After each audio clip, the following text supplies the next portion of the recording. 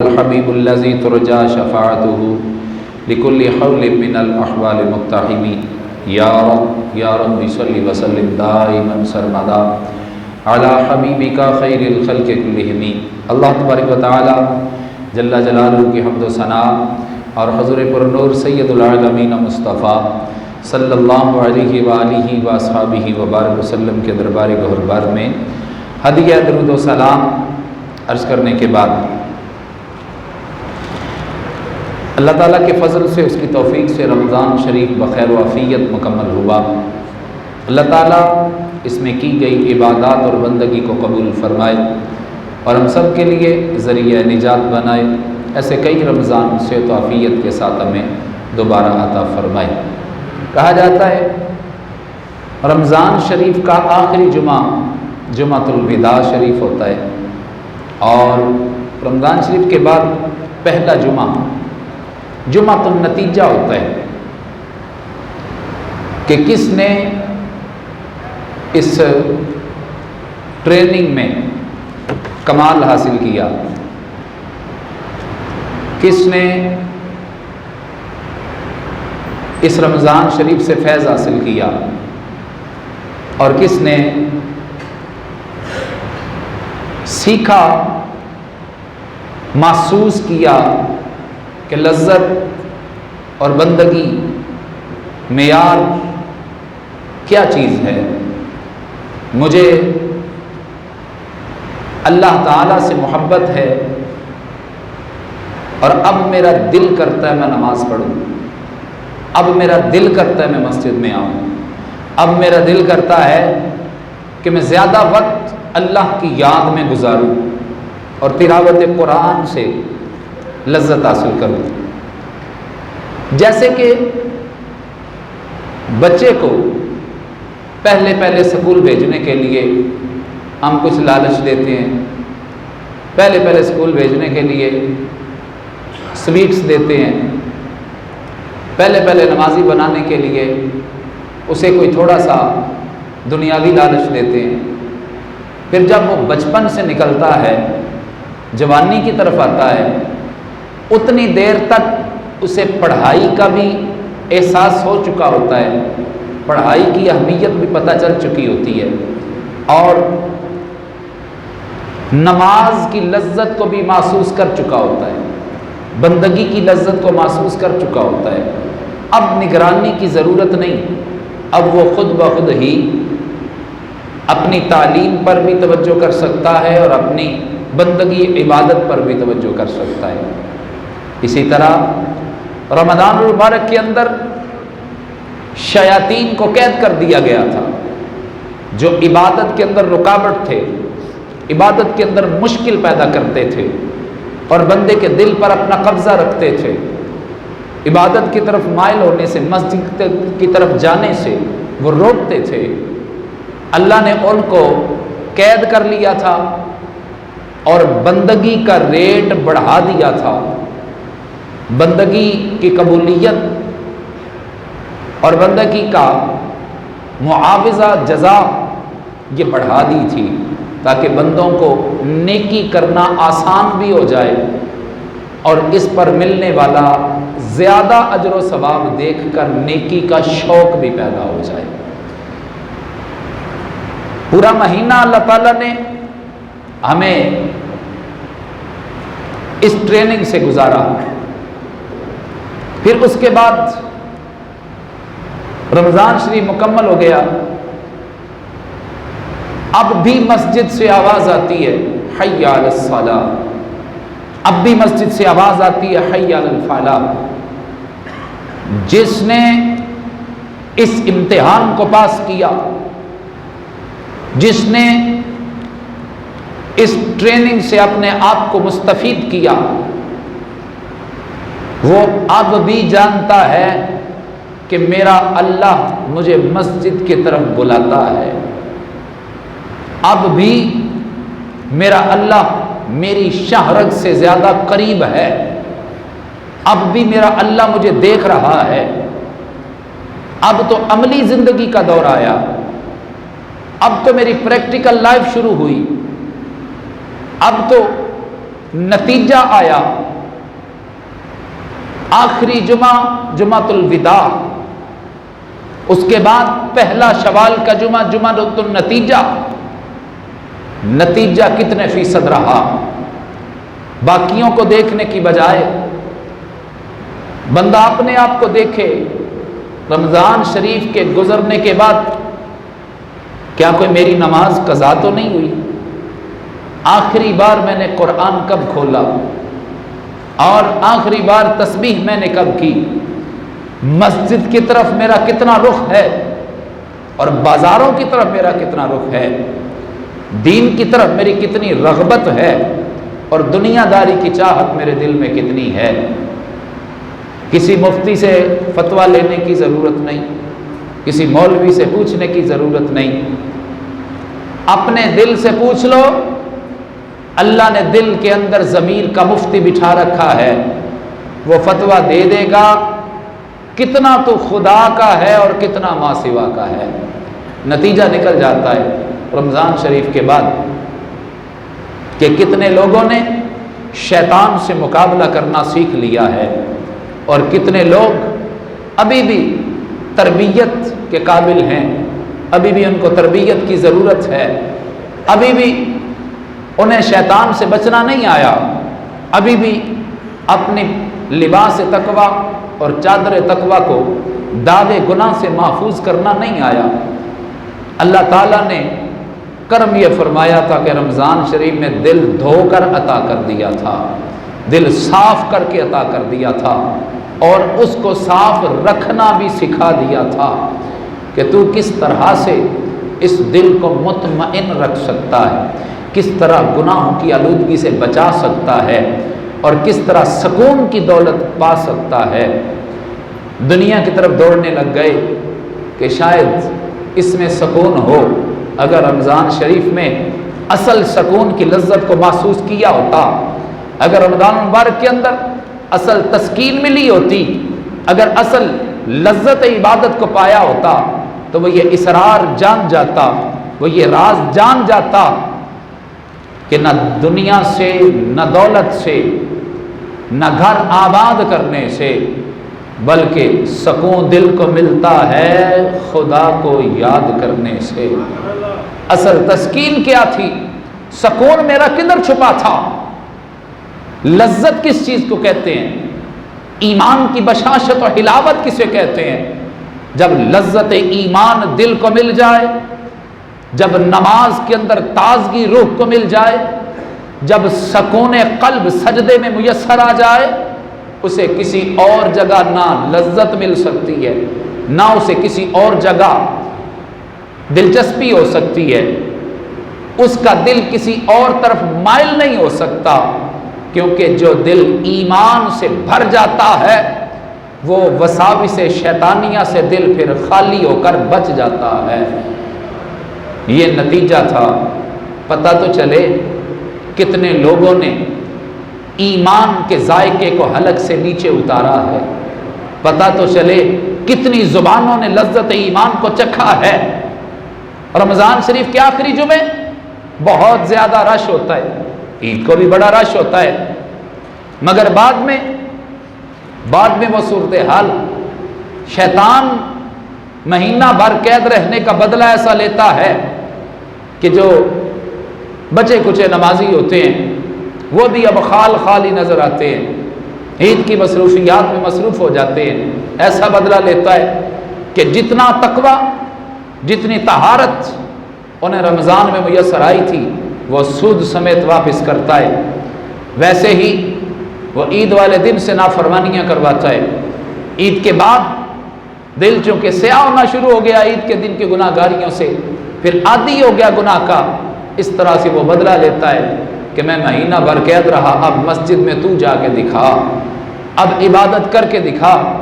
تو یہی تو وہ ٹریننگ والا مہینہ تھا جس کے اندر ہم نے شیطان سے مقابلہ کرنا سیکھنا تھا، مگر ہم دنیا داری کے پیچھے ایسے پڑے، سکون کی دولت تلاش کرنے کے لیے ایسے دوڑ رہے ہیں کہ سکون کس چڑیا کا نام ہے وہ بھول ہی چکے ہیں۔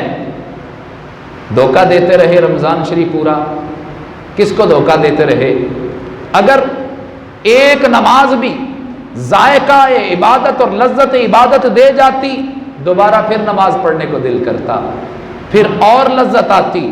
خوشبو کا کمال یہ ہے، کستوری کا کمال یہ ہے، جس کو اس کی ایک دفعہ خوشبو آ جاتی ہے، اسے پھر کوئی اور چیز اس سے زیادہ خوشبودار نہیں لگتی، وہ پھر مزید کی طلب کرتا ہے، وہ مزید کی پیاس لگتی ہے اسے، اور تشنگی اس کی بڑھتی چلی جاتی ہے۔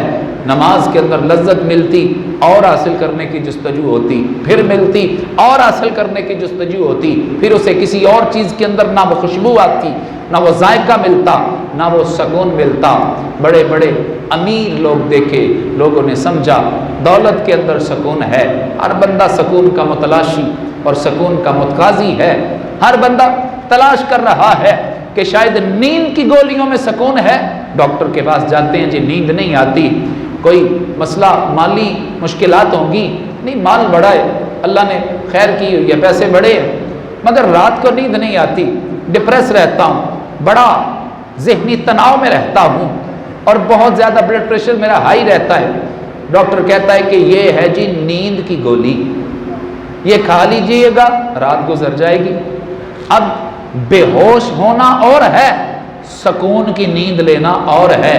یہ میرے پاس جو دوائی ہے، جو میں نسخہ تجویز کر رہا ہوں، یہ تجھے نیند نہیں دلا سکتا، بے ہوشی اور غلبہ غنودگی یہ دلائے گا، مگر سکون کی نیند میرے پاس نہیں ہے۔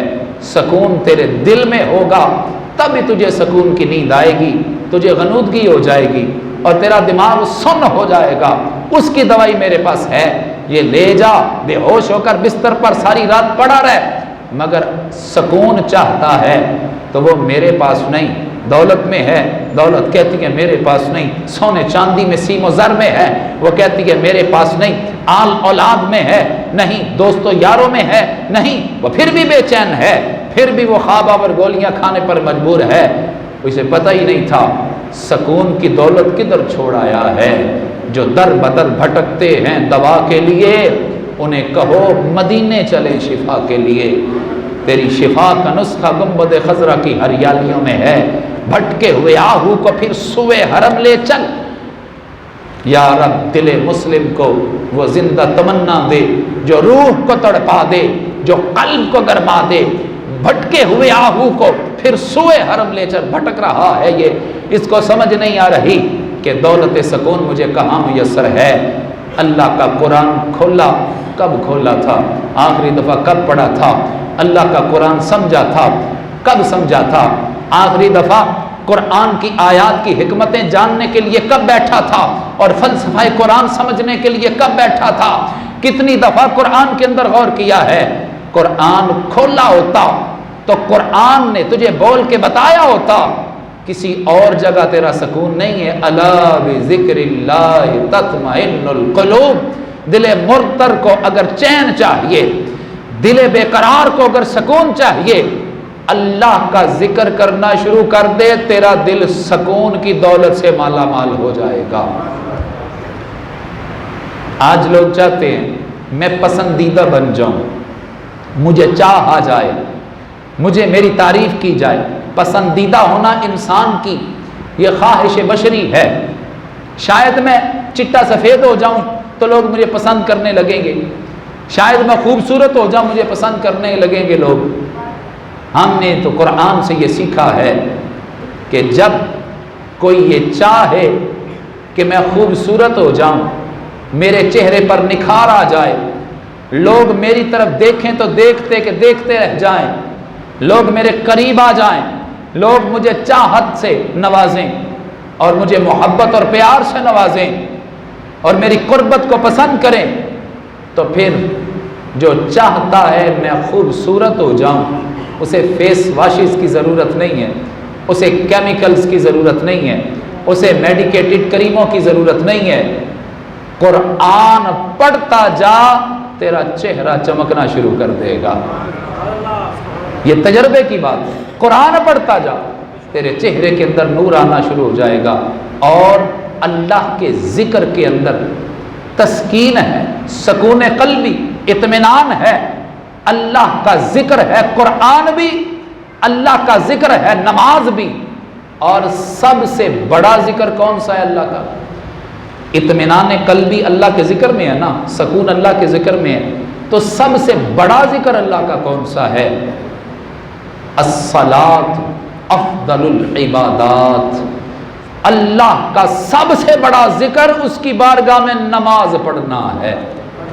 نماز سے بڑا ذکر کوئی نہیں ہے۔ ہاں جی، حج بھی اس کے بعد ہے، زکوٰۃ بھی اس کے بعد ہے، روزہ بھی اس کے بعد ہے، صدقہ و خیرات بھی اس کے بعد ہے، جہاد بھی اس کے بعد ہے۔ کوئی بندہ نماز نہ پڑھے، وجہ کیا بتائی جاتی ہے؟ مجھے صبح نہ جاگ نہیں آتی، جب میں صبح کے نہیں پڑھتا تو پھر باقی بھی میری پڑھنے کو دل نہیں کرتا۔ یہ بہانہ دیکھیے کیسا ہے، کوئی ایکسکیوز نہیں ہے۔ یخادعون اللہ، اللہ کو دھوکہ دیتے ہیں، والذین آمنوا، ایمان والوں کو دھوکہ دیتے ہیں۔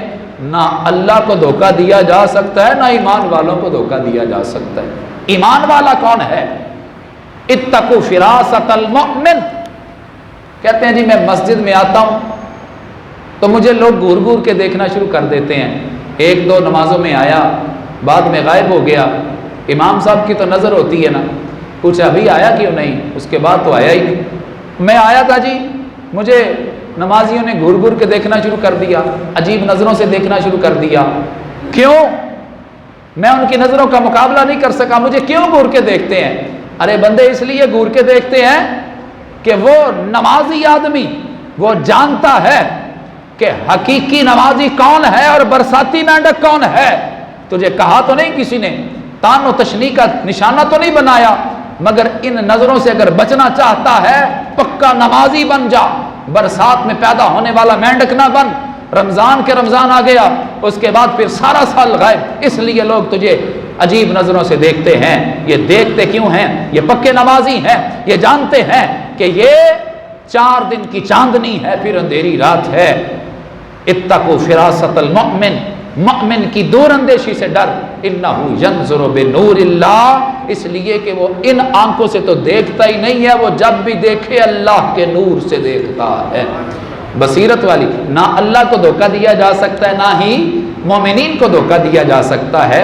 لہٰذا کوئی بندہ کہے کہ مجھے صبح جاگ نہیں آتی، اس لیے جب صبح کی رہ جاتی ہے تو پھر باقی بھی میری پڑھنے کو دل نہیں کرتا۔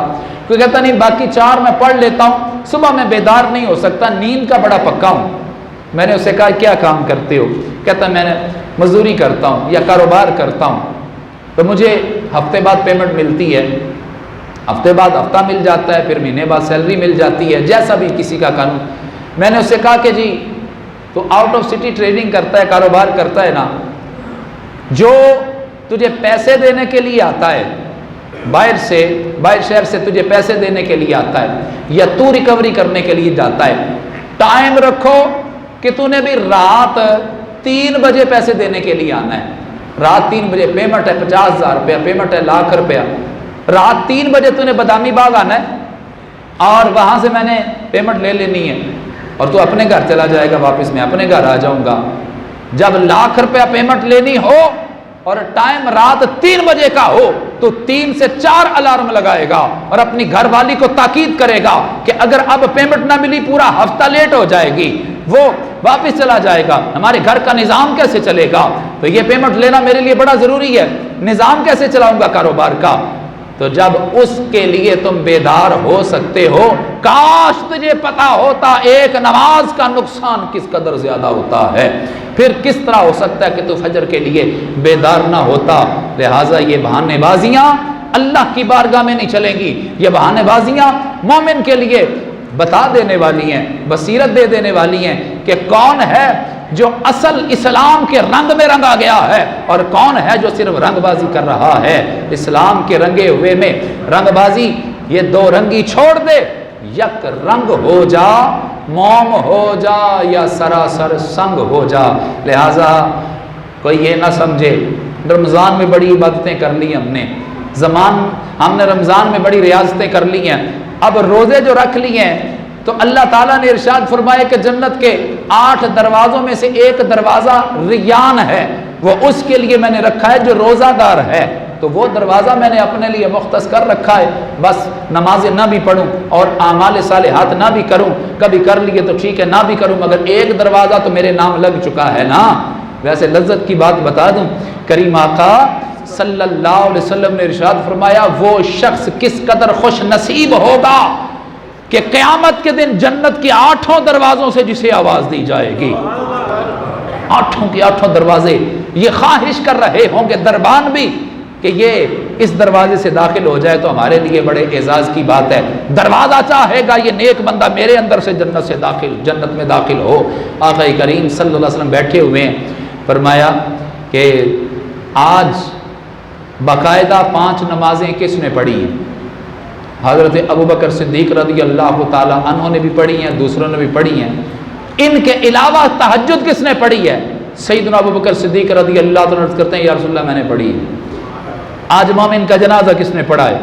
سب کے بولنے سے پہلے اگرچہ دوسرے صحابہ بھی متقی پرہیزگار اور تقوی کے اعلیٰ معیار مقام پر فائز تھے، مگر سب سے پہلے بولنے میں فاستبقوا الخیرات کے لحاظ سے سب سے پہلے بولتے ہیں تو ابوبکر صدیق بولتے ہیں یا رسول اللہ میں نے جنازہ پڑھا ہے۔ آج کسی نے مصیبت زدہ کی مصیبت کو دور کیا ہو، عرض کی یا رسول اللہ میں نے کی، ہر دفعہ پہلے بول رہے ہیں تو ابوبکر صدیق بول رہے ہیں۔ آج کسی نے کسی مصیبت زدہ کی مدد کی ہو، یا رسول اللہ میں نے کی ہے۔ کسی نے قرضدار پر فراخی کی ہو، یا رسول اللہ میں نے کی ہے۔ آج کسی نے غلام آزاد کیا ہو، یا رسول اللہ میں نے کیا۔ فرمایا سن لو قیامت کا دن جب اللہ کی بارگاہ میں جلال اتنا ہوگا کہ کوئی بولنے کی مجال نہیں رکھے گا، سب سے پہلے میں انا لہا کہہ کر ساری انسانی مخلوق کو رب کی بارگاہ میں لے جاؤں گا، اور اللہ کی بارگاہ میں اس کا جلال تو عروج پر ہوگا، کوئی مجال سخن نہیں رکھے گا۔ انا خطیبہم اذا انصتوا، جب سارے چپ کر جائیں گے خطابت کا اعزاز اللہ مجھے عطا فرمائے گا، میں خطیب بنوں گا وہ جن کے لبوں پر خطابت بھی ناز کرتی ہے۔ کیسے خطیب بنوں گا؟ رب کے جلال کو کیسے ٹھنڈا کروں گا؟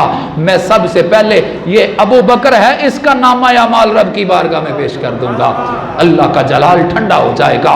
میرا ابو بکر ہے کہ جنت کے 8 دروازے جس کو صدا دے کر پکاریں گے اس کو ابو بکر صدیق کہا جاتا ہے۔ یہ تو میں نے لذت کے لیے نکتہ بیان کیا نا، تو وہ بندہ سمجھتا ہے کہ باب الریان میں نے اپنے لیے کھلوا لیا ہے، اب باقی دروازے نہ بھی کھلیں، جنت میں ایک دروازہ ہی کافی ہے داخل ہونے کے لیے۔ اللہ کا قرآن کھولا تو اللہ کا قرآن بولا کہ میرے بندوں کی نشانی یہ ہے، جنتی لوگوں کی علامت یہ ہے کہ وہ نیکی کر کے اکڑتے نہیں ہیں، وہ نیکی کر کے اتراتے نہیں ہیں، وہ نیکیوں کو شمار نہیں کرتے ہیں، وہ نیکیوں کو گن گن کے رکھتے نہیں ہیں، وہ اپنے ذہن کے اندر یہ نہیں سمجھتے کہ اب تو بخشش ضروری ہو گئی۔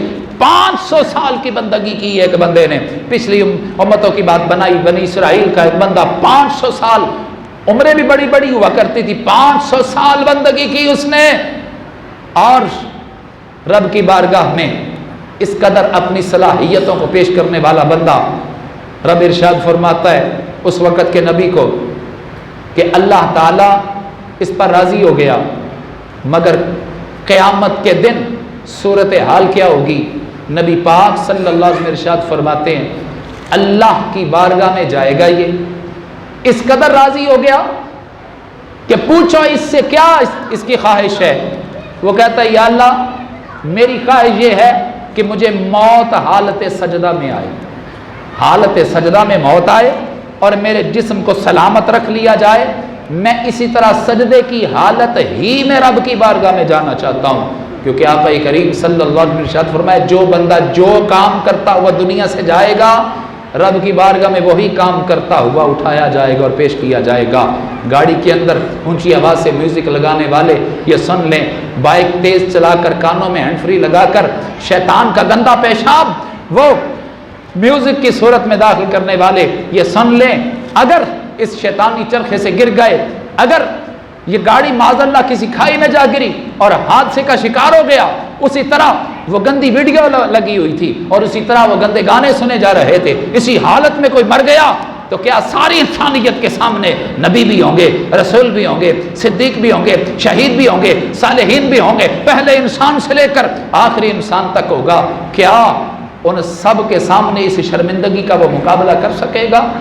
تو وہ بندہ اگر تلاوت قرآن کرتا ہوا فوت ہو جائے یا حالت سجدہ میں فوت ہو جائے تو کس قدر وہ بندہ مقبول ہوگا۔ اس نے کہا جی میرے جسم کو بھی سلامت رکھا جائے، اور اسی حالت میں رب کی بارگاہ میں جانا چاہتا ہوں۔ کریم آقا صلی اللہ علیہ وسلم نے ارشاد فرمایا اللہ نے اس بندے کی بات کو قبول کیا، اس کو موت آئی، حالت سجدہ میں آئی، اللہ تعالیٰ نے اس جزیرے پر جس پر وہ عبادت کر رہا تھا اس جزیرے کو دوبارہ سمندر میں اتار دیا۔ آج بھی سمندر کے اندر اس کا جسم محفوظ ہے، لوگوں کی نگاہوں سے اوجھل ہے، حالت سجدہ میں ہے، قیامت ہوگی وہ اسی طرح رب کی بارگاہ میں پیش کر دیا جائے گا، رب ذوالجلال اس کے لیے جنت کا حکم فرمائے گا اور ارشاد فرمائے گا جا میں نے تجھے اپنی رحمت سے بخش دیا ہے۔ بخشش کا اعلان ہوگا تو وہ عرض کرے گا مالک مولا رحمت سے کیوں بخشا؟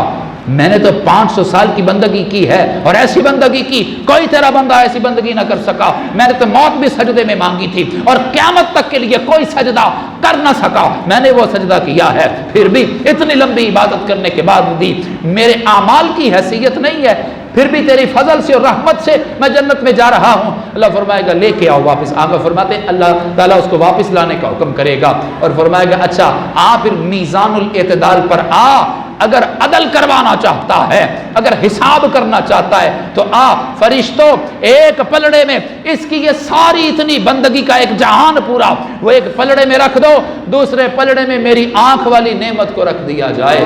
اب تولو، جب تولا جائے گا تو آنکھ والی نعمت کا وزن زیادہ نکلے گا۔ بے حساب اللہ نے آنکھ والا کیمرہ تجھے بے مثال عطا کیا تھا، اتنے پکسلز تھے اس کے کہ تو شمار بھی نہ کر سکا۔ اسے نظارے کتنے نظارے دیکھے ہیں بتا ذرا، حلال نظارے کتنے تھے، حرام نظارے کتنے تھے، میری دی ہوئی اس نعمت کو کتنا تو نے حلال استعمال کیا ہے اور کتنا ناجائز اور حرام استعمال کیا ہے، میرا احسان تجھ پر بڑا تھا یا تیری یہ بندگی بڑی ہے؟ جب تولا جائے گا آنکھ والی نعمت کا پلڑا بھاری ہو جائے گا، اب اللہ تعالیٰ اسے جہنم کا حکم فرمائے گا، اب گر جائے گا نیچے، اب آہوزاری کرے گا یا اللہ اب میں جان گیا ہوں کوئی بھی اپنے اعمال سے بخشا نہیں جائے گا، تیری نظر رحمت سے بخشا جائے گا۔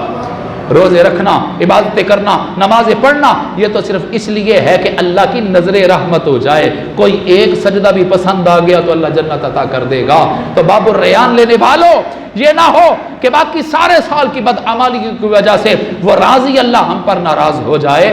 حضرات عزیز وقار عبادت وہ ہے جو مستقل مزاجی سے کی جائے۔ آخر میں ایک مسئلہ عرض کر دیتا ہوں، وہ بڑا ضروری ہے اور یہ سلسلہ انشاءاللہ اب چلتا رہے گا۔ امام کے پیچھے آپ نماز پڑھ رہے ہوں تو اکثر محسوس یہ کیا گیا ہے کہ کوئی بندہ امام کے رکوع جانے سے پہلے رکوع چلا جاتا ہے، امام کے سجدہ کرنے سے پہلے رکن سجدہ کی طرف منتقل ہو جاتا ہے۔ تو ارکان کی طرف منتقل ہوتے ہوئے یہ خیال رکھیں امام کے پہلے نہ جائیں، امام کے بعد جائیں۔ اتباع اور اقتدائی سے کہا جاتا ہے کہ کریم آقا صلی اللہ علیہ وسلم نے ارشاد فرمایا جو امام پر سبقت لے جائے گا خوف ہے کہ کل قیامت کے دن اس کی شکل گدھے جیسی نہ کر دی جائے، اور یہ بھی فقہا نے لکھا کہ دنیا میں بھی اس کی شکل کو مسخ کیا جا سکتا ہے، امام پر سبقت نہ لے جائی جائے۔ اللہ تعالیٰ ہمیں پکا نمازی بننے کی توفیق عطا فرمائے۔